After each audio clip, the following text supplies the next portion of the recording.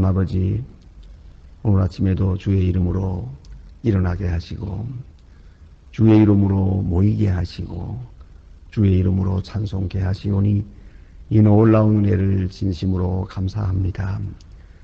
우리로 하여금 은혜의 때에 살게 하시고 긍휼의 날에 이 자리에 있게 해주신 그 크신 사랑을 진심으로 감사하옵나이다. 하나님 아버지, 하나님께서는 끝없이 우리를 사랑하시는 중에 모든 허물을 덮어주시고 모든 약함을 다 치유하여 주시고 모든 의심을 안개처럼 다 몰아내 주시고 오늘도 밝은 마음으로 주님 앞에 나와 기도할 수 있게 하시오니 진심으로 감사하옵나이다. 하나님 아버지, 이렇게 우리가 나올 수 있는 것은 주께서 건강 주시고 믿음 주시고 자유를 주셨기 때문입니다. 그리고 남달리 성령의 감화를 주셔서 모든 믿는 사람 중에 특별한 열심을 가지고 정성을 다하여 이렇게 모이기도 하며 또 기도하는 사람 된 것을 진심으로 감사하옵나이다. 어차피 떠나야 할 세상이요 멀어져야 할 세상입니다마는 여기에 애착이 있어서 오죽 오늘 시간도 일어날 수 없고 또 이 자리에 나오지 못한 나약한 심령들이 많이 있습니다. 그러나 우리로 하여금 이렇게 새벽 일찍 서둘러서 첫 시간을 하나님 앞에 드리며 주께 영광 돌릴 수 있게 하시오니 이 놀라운 은혜를 진심으로 감사하옵나이다. 하나님 아버지, 찬송을 부르며 시작했습니다. 오늘 하루 종일 우리 입가에 찬송이 떠나지 않게 하옵소서. 기도하며 시작합니다. 이제 성전문을 나가는 시간부터 우리는 계속해서 기도하는 마음으로 살고 기도의 응답으로 살게 하여 주시옵소서. 복잡한 문제도 기도하는 가운데 주님 앞에 약속한 대로 해결할 수 있고 주의 능력을 힘입어 풀어나갈 수 있는 저희들이 되게 하여 주시옵소서. 오늘도 하나님의 말씀에 바르게 전파되게 하시고 땅끝까지 전해지게 하옵소서. 그리고 이 말씀을 받는 모든 사람의 마음이 열리게 하여 주시옵소서. 오늘도 교회를 위해서 몸과 마음 정성을 다 기울이는 주님의 신실한 일꾼들이 있습니다. 이들의 가정과 기업과 그 생활 위에 하늘로 주시는 큰 축복이 달마다 충만케 해주시기를 기도하옵나이다. 자비로우신 주여, 저희 교회가 귀한 사명을 잘 감당하게 하시고 모든 교회의 사표가 되게 하시고 교회된 모습을 바로 나타낼 수 있는 큰 은사를 더해 주시옵소서. 바라옵는 것은 이 나라를 지켜주시옵소서. 앞에 총선을 놓고 몹시도 흔들리고 있고 많은 문제가 있습니다. 사람의 생각이나 계책이나 인간적인 정치적 수완 다 물리쳐 주시고 오직 하나님의 뜻이 이루어지길 바라며 하나님이 기뻐하시는 사람들을 세워주시고 하나님의 일꾼을 통하여 귀하고 놀라운 역사를 이루어 주시옵소서.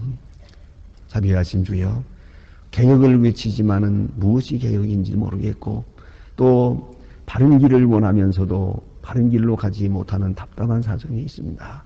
원하옵는 것은 오직 주님께서 신이 역사하셔서 주의 뜻을 이 땅에 나타내 주시고 온 국민이 신뢰하고 믿고 따라갈 수 있는 그런 정치도 되고 또 이 나라 경제, 사회, 문화가 되게 하여 주시옵소서.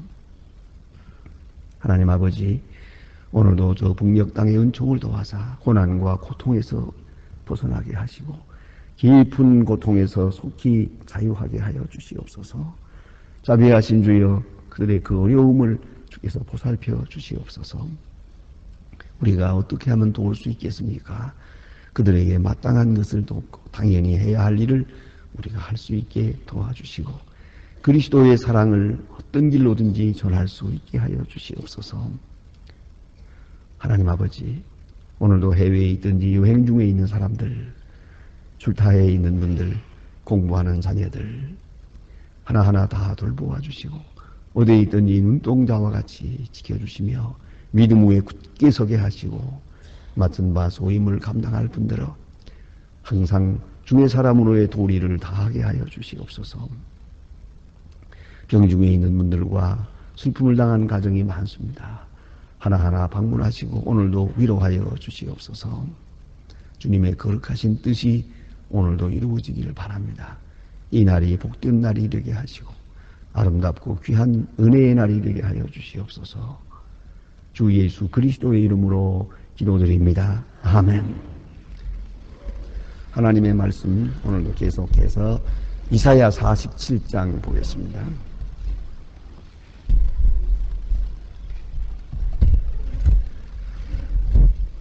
미안합니다. 오늘 이사야 47장이 아니고요. 49장이죠. 49장입니다. 이사야 49장 1절로 13절까지 보게 됩니다. 이사야 47장 1절로 13절 지금 저와 같이 한 목소리로 봉독하시겠습니다. 섬들아 나를 들으라. 원방의 백성들아 귀를 기울이라.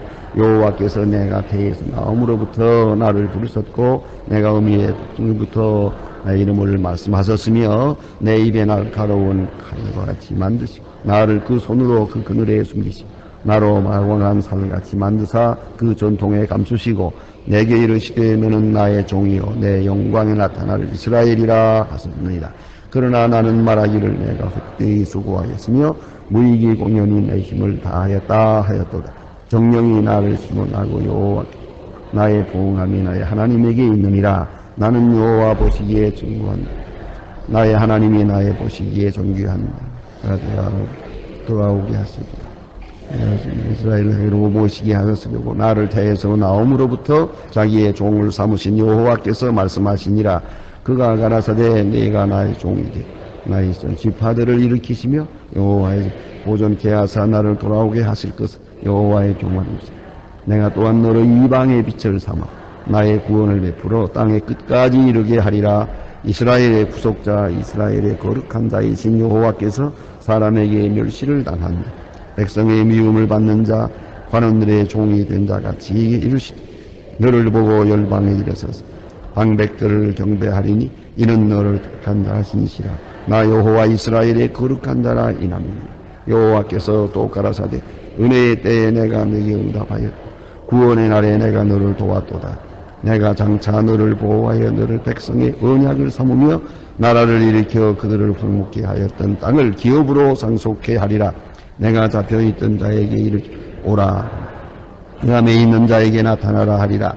그들이 길에서 먹겠고 그의 자산에 그들의 불밭이 있을 것인즉 그들이 줄이거나 목마르지 아니할 것입니다. 더위와 별이 그들의 상하지 아니하리니 이는 그들이 궁휼히 여기는 자가 그들이 이끌어 샘 근원이 될 것임이니라. 나의 모든 산을 길로 삼고 나의 대로에 두드린 혹자는 원방에서 혹자는 북방에서 서방에서 혹자는 진 땅에서 오리라. 하늘이여 노래하라. 땅이여 기뻐하라. 산들이여 즐거워하라. 노래하라. 그 고난당한 자를 위히 여길 것임이라. 아멘. 오늘 본문 말씀은 메시아에 대한 예언과 또 그의 구원의 날에 대한 은혜의 말씀을 전하는 그런 내용입니다. 여기 섬들아 나를 들으라. 원방의 백성들아 귀를 기울이라 말씀하시고 또 6절에 가서 보면은 이방의 빛을 삼아 나의 구원을 베풀어 땅 끝까지 이르게 하리라 하는 이런 말씀이 있습니다. 이 말씀들은 전부 선교적 의미를 가진 그런 말씀입니다. 하나님께서 이스라엘을 택하셨습니다. 그리고 이 택한 백성으로 그를 인도하시고 보호하시면서 결국은 택한 백성 그들만을 위해서 그들을 택한 것은 아닙니다. 이 선택이라고 하는 것은 어디까지나 하나님의 구원의 사역을 위해 쓰신다고 하는 그런 의미가 있는 것이지 거기에 구원론적 의미가 있는 것은 아닙니다. 다시 말하면 택함 받았으니까 그들은 다 구원받는 것이다. 그들은 이제 복된 자가 된 것이다. 그들의 운명은 하나님께서 보장해 주신 것이다. 뭐 그런 내용은 아니옵시다. 그건 우리가 분명히 알아야 합니다. 그를 통해서 역사하시는 일에 쓰여진다고 하는 그런 의미가 있습니다. 다시 말해서 하나님께서 아브라함을 선택하셨는데 아브라함을 선택했다고 해서 이제 아브라함은 이제 이렇게 사나 저렇게 사나 아야 뭐 복받게 되겠다. 그런 얘기가 아닙니다. 아브라함을 통해서 하나님께서 역사하시고 만백성을 구원하시는 위대한 역사를 이루셨단 말입니다. 그런 의미에서 아브라함은 복된 것입니다. 그 복이 그에게 주어진 숙명적인 내용은 아니라는 것을 우리가 알아야 합니다. 그런데 오늘 이 이스라엘은 마찬가지입니다. 하나님께서 이스라엘을 택했을 때 이스라엘을 통해서 만백성을 구원하시고자 하시는 겁니다. 그 놀라운 하나님의 경륜과 섭리가 있습니다. 종교학적으로 그 종교들의 양상과 그 근원을 추적해 나가 보면은요, 대체로 봐서 유일신 종교는 전부가 이스라엘의 뿌리를 두고 있습니다. 그걸 우리가 깊이 생각해야 됩니다. 그러니까 참 종교는 오직 그 하나님께서 이스라엘 백성을 선택하신 바로 그 역사로부터 발원된다고 하는 것을 깊이 생각해야 합니다. 그래서 오늘 본문 말씀해 보니까 하나님께서 모든 섬들아 하는 말은 모든 나라를 지칭하는 거예요. 원방의 백성들아. 그것은 이스라엘이라고 하는 게 좁은 테두리를 벗어나서 만백성 온 세계를 지칭하는 말입니다. 오늘 본문에도 보면 이방의 빛을 삼아 그랬습니다. 이방은 어둡거든요. 캄캄합니다. 근데 이스라엘을 이방의 빛을 삼았다. 그래서 이방의 어두움을 비치게 한다 하는 그런 말입니다. 어두움 중에 아마도 우리가 잘 아는 대로 또 하나는 그 지식의 어두움이 있잖아요. 좀 지식이 모자랄 때 그 생활하는 것이 전부 어둡지요.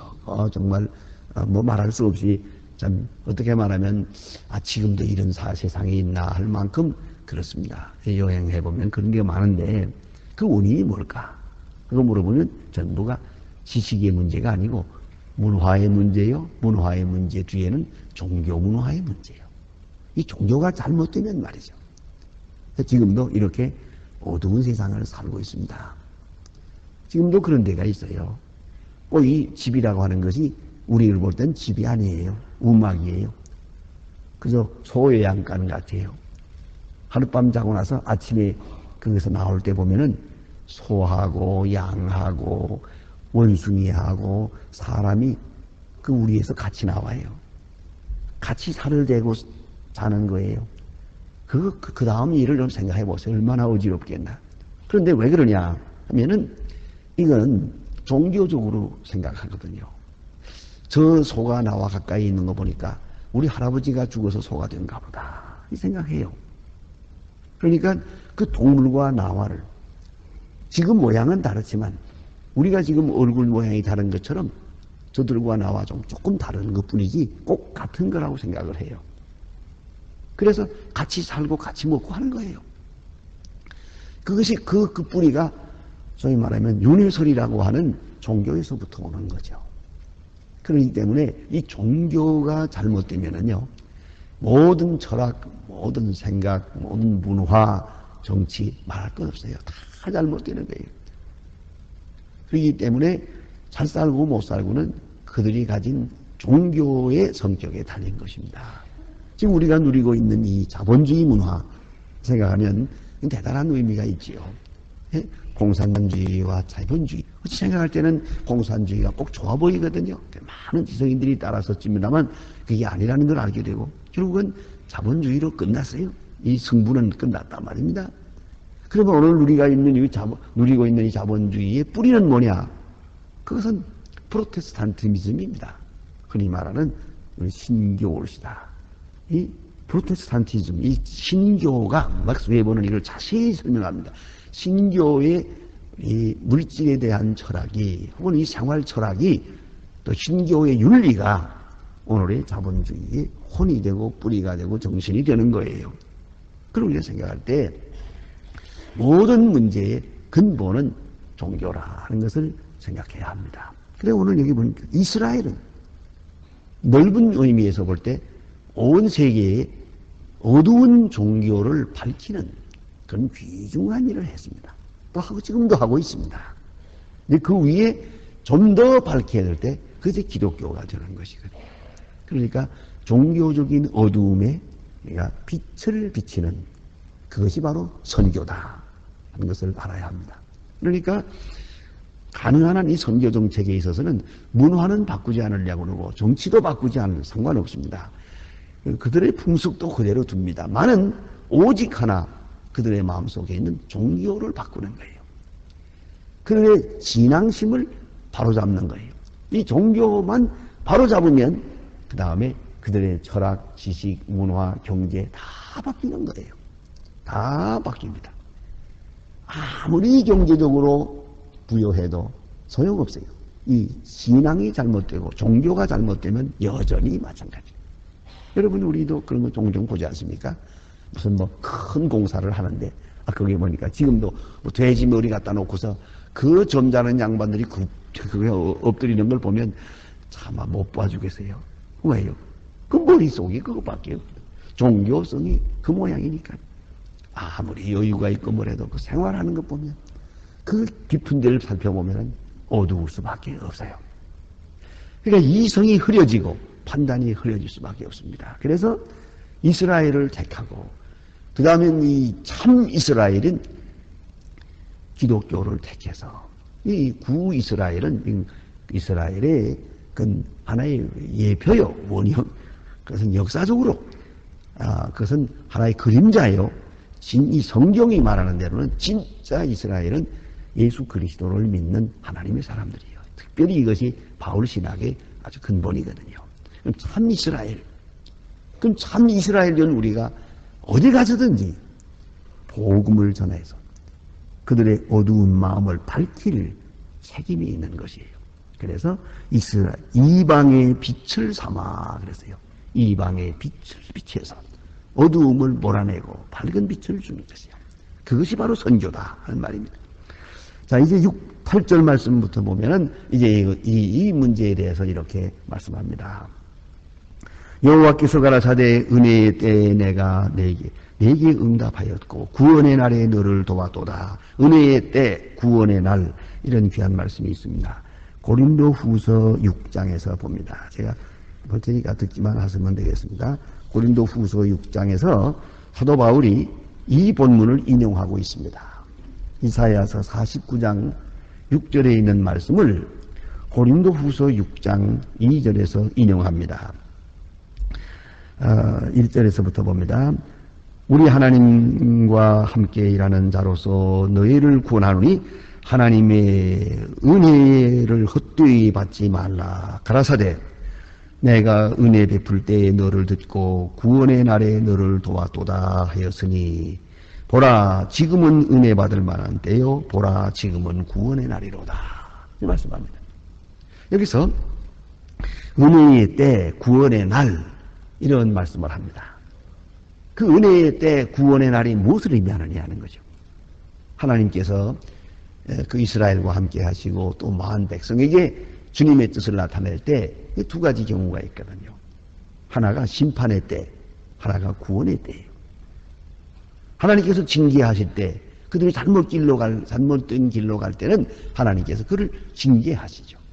때로는 전쟁과 재난과 질병과 환난과 많은 고통으로 마락 내려칩니다. 그래서 그들로 하여금 교만한 마음을 겸손하게 만듭니다. 모두가 겸손해지고 낮아졌을 때 이제는 그들에게 복음을 전합니다. 그리고 그들로 하여금 복음을 받아들이게 합니다. 그때는 불쌍히 여기는 때입니다. 무자비하게 내려치는 때가 있는가 하면 그러면 불쌍히 여기고 조용히 그들에게 말씀하십니다. 그게 은혜의 때입니다. 그러니까 이스라엘의 역사로 말하면은 바벨론 포로라고 하는 엄청난 사건이 터지는 때, 그건 심판의 때요. 징계의 때가 되겠고, 이게 이스라엘 백성이 바벨론에서 다시 예루살렘으로 돌아와서 예루살렘을 재건할 때, 그건 궁휼의 때입니다. 이것은 아주 상징적 중요한 역사 사건입니다. 그런데 이에 대하여 이제 이것은 그림자예요. 참으로 주신 말씀은 뭐냐면 예수 그리스도께서 이 땅에 오시고 이로써 만 백성이 이제 복음을 듣게 됩니다. 그리고 모든 사도들과 선지자들이 다 이제 복음을 전하게 됩니다. 바로 이것이 은혜의 때입니다. 그런데 그 은혜의 때가 언제냐? 지금이라는 거죠. 보라, 지금은 구원의 날이로다. 바로 그 예언의 말씀이 오늘 내 생애 속에 응했다고 생각을 하고 서둘러서 복음을 전하는 것이 사도 바울입니다. 바울은 성경을 그렇게 읽었습니다. 여기 은혜의 때에 내가 너를 응답하였고 구원의 날에 내가 너를 도왔도다. 바로 은혜의 때, 구원의 날이 바로 오늘이다. 그 은혜 사건이 바로 내 앞에 있는 사건이다. 이렇게 생각하고 복음을 전하는 것입니다. 그래서 이 본문은 이 선교학적으로 대단히 중요하게 취급되는 그런 본문이옵니다. 여호와께서 가라사대 은혜의 때에 내가 네게 응답하였고. 보세요. 은혜의 때는 여기에 있습니다. 그런데 그 은혜의 때가 내게 없으면 얼마나 참 불행한 일입니까? 그렇잖아요. 여러분 지금도 생각해 보십시다. 우리 지금 북한에 있는 많은 성도들이 고생을 합니다. 근데 그 많은 고생을 하는 중에 은혜의 때를 맞지 못하고 그냥 세상을 떠납니다. 얼마나 유감된 일입니까? 그렇지 않습니까? 은혜의 때를 맞지 못했어요. 뭐 단적으로 말하면은 이제 죄송하지만 제 어머니가 저를 위해서 기도하고 많은 시간 한평생 기도하며 살았습니다만은 이제 저를 만나지 못하고 돌아갔었거든요. 94세에 돌아가신 걸로 기록에 나와 있는데 돌아갔었단 말입니다. 근데 내가 거기 갔을 때에 그들은 말합니다. 아니, 조금만 더 일찍 오셨으면 살아계신 어머니를 배울 뻔했는데요. 그러면 저는 괜찮습니다라고 말씀드렸습니다만 바로 그것이에요. 은혜의 때. 자, 이제 기다리고 기다렸지만은 정말 그 만난다고 하는 그런 그 은혜로운 시간은 못 가지고 지나갈 수가 있어요. 은혜의 때는 우리 앞에 있어요. 이제 계속 옵니다만은 그 은혜의 때에 내가 참석하지 못하면 은혜의 때에 그 역사는 이루어지겠지만 나는 불행하죠. 섭섭하죠. 또 유감스럽죠. 그렇지 않습니까? 그와 같단 말입니다. 오늘도 은혜의 역사는 이루어지고 있습니다. 심지어는 바로 이 시간만도 그래요. 이게 지금 귀중한 은혜의 역사가 나타나서 모든 분이 큰 은혜를 받는 시간이 되는가 하면 어떤 분은 내내 졸다가요. 그 사람은 은혜의 때와는 상관이 없는 거죠. 그렇지 않습니까? 제가 어떤 때 이렇게 말씀 전하면서 보면은요, 눈 뜨고 졸은 사람이 있어요, 보니까요. 참 유감돼요. 저걸 어떻게 깨우나 해서 뭐 책상도 쳐보는데 소용없어요. 안 깨요, 그래요. 그런 글을 볼 수가 있어요. 그런 만나면 유감된 거죠. 그 다음에 또 서로 만나서 오늘 이런 말씀을 들었다고 얘기하면 그런 일이 있나? 그 사람은 못 들었으니까요. 그 순간은 그에게는 시간과 관계없어요. 그에게는 은혜의 때가 아니더라 그 말이에요. 그걸 알아야 합니다. 그래서 오늘 여기 보니까 은혜의 때에 내가 네게 응답했다. 그러면 바로 그 사람에게 은혜의 시간이 되는 것이고 구원의 날에 너를 불렀다. 구원의 날에 내가 부름받은 존재가 되어야 되는 거죠. 오늘 이 자리에 모이신 여러분들은 바로 그런 의미에서 축복된 사람인 거죠. 은혜의 때에 여기에 있으니까 말입니다. 많은 분들이 그런 생각을 합니다. 특별히 다른 나라에서 와서 다녀가는 분들 가운데도 그런 얘기합니다. 외국에서 많이 들을 수 있습니다. 소망교인들은 참 복도 많습니다. 그런 생각을 해요. 부러워하는 마음을 가집니다. 얼마나 복될까 그런 생각을 합니다. 이 카세트 테이프를 듣고 있는 분들이 많습니다. 그분들이 그 많이 듣다가 그 다음에 제가 이제 미국을 가든가 하면 늘 목소리만 들었으니까 실물을 좀 봐야겠다. 그래서 어떤 사람은 13시간 차를 몰고 왔다 그래요. 와서 그 부흥에 참석하고 그 다음에 악수를 하면서 그런 얘기를 합니다. 내가 여러 해 동안 카세트 테이프를 우리 친구가 보내주어서 계속 들었는데 어떤 테이프는 뭐 10번, 20번 들었다 그래. 그런데 얼굴을 오늘 처음 뵙습니다. 너무너무 오늘 감격적인 시간이었습니다. 그래요. 자, 이제 생각해 보세요. 이 은혜의 때, 그 구원의 날에 거기에 내가 있다는 것은 참으로 복된 거예요. 그렇잖아요. 우리나라가 어려운 일을 맞아서 이리저리 고생할 때, 자, 일본 사람들의 그 압제하에 있을 때 많은 사람들이 고생을 합니다. 많은 고생을 하고 감옥에서도 고생하고, 그리고 해방을 못 본 사람들이 있잖아요. 얼마나 유감된 겁니까? 근데 해방의 그 기쁨이 넘치는 그 순간에 내가 여기 있다는 거, 그 얼마나 굉장한 일입니까? 그런 의미에서 우리는 지금 21세기를 맞았습니다. 우리가 카렌다를 볼 때마다 2000년, 이거 굉장한 겁니다. 2000년 이 시점에 우리가 여기에 있다는 것. 그런 건 뭐 여러 가지 의미를 가집니다만은 그중에도 제일 중요한 것은 은혜의 때, 구원의 날에 정말로 이 세대의 이 시점이 구원의 날이 되어야 할 것이고, 우리 하나하나가 바로 구원의 날에 있는 사람으로, 은혜의 사람이 되어야 할 것이다 하는 말입니다. 그래서 은혜의 때, 구원의 날에 내가 너에게 응답하고 너를 불렀다. 그러므로 너는 구원의 사람이다. 특별한 은혜를 힘입은 사람이다 하는 그런 말씀이에요. 그 이유는 여기 다시 10절에 가서 봅니다만은 10절에 이는 그들을 긍휼히 여기는 자가 그들을 이끌어 샘물 근원으로 인도할 것입니다. 샘물 근원으로 인도할 것입니다. 여기 이사야가 이 말씀을 할 때는 이게 전부가 이게 그림자로 말합니다만 샘물 근원으로 인도한다. 예수 그리스도의 때에 가서 이것이 그대로 이루어지는 것입니다. 그런 거로 사도 바울은 바로 지금이 구원의 날이라. 이 말씀이 바로 오늘 내 생애 속에 응답되었다고 생각하고 그와 같이 열심히 선교 활동을 하게 된 것입니다. 기도하십시다.